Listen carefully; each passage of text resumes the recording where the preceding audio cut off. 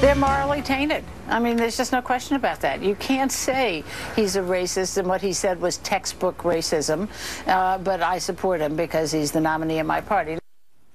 Wow. That's ABC News political commentator and Hillary Clinton fan, Cokie Roberts, talking about Donald Trump supporters.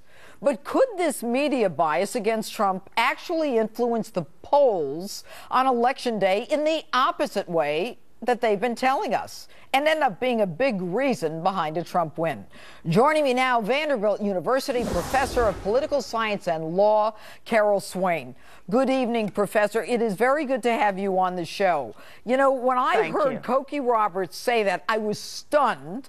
I mean, everyone knows that Donald's my friend, that I support him. But to hear someone who works for ABC and PBS say that if I support him, I am morally tainted, is shocking from the mainstream media. Now, we've heard from PBS and from, I think, some of the other mainstream outlets that, you know, it's not just the less educated. They're calling them the low information voters. I mean, there's so much editorializing. Is that the way it's supposed to be? Well, it's certainly not the way it's supposed to be, and it's also absolutely wrong according to the data.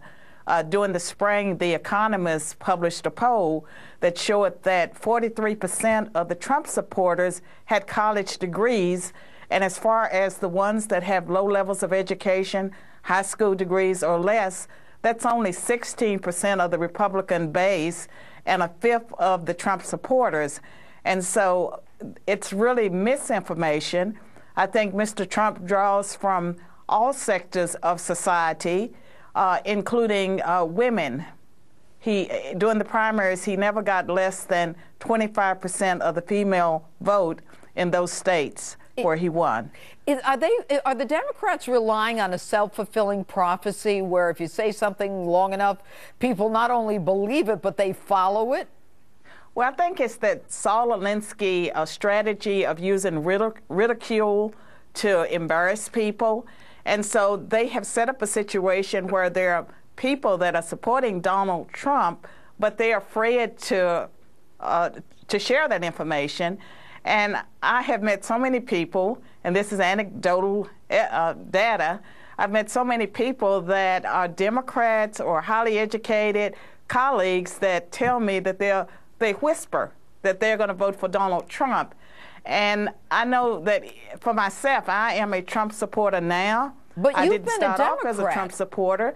But, I mean, I had to really think about it. You know, I'm educated, so I'm supposed to support someone, you know, that according to the media and within the Republican Party, it was assumed that, of course, you would support either Ted Cruz or Rubio or someone more acceptable.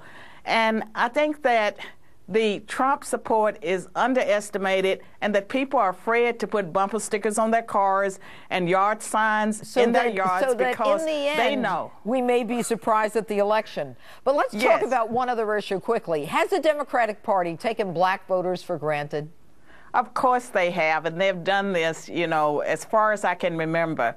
I hope that the black community that they are already awakening. I see some of this among young people. I came out of the Democratic Party and became a Republican in 2009. I'd like to see more African Americans do that. We can't continue to do the same thing over and over and over again and expect a different result. And ultimately, you know, in terms of the mainstream media and, you know, propelling this belief or this concept that, you know, there's no way Donald can win and he's going to ruin everything. I mean, you know, how much impact do you think that has on someone and on the voters in general? I think it discourages people and it makes them wonder whether or not it's true. But I believe we're going to have a surprise on Election Day. I actually believe that Donald Trump is going to be our next president, and I believe that he will be a good president because his approach will be different. The bureaucracy has been in shambles for decades, and it needs the hand of someone that knows something about business.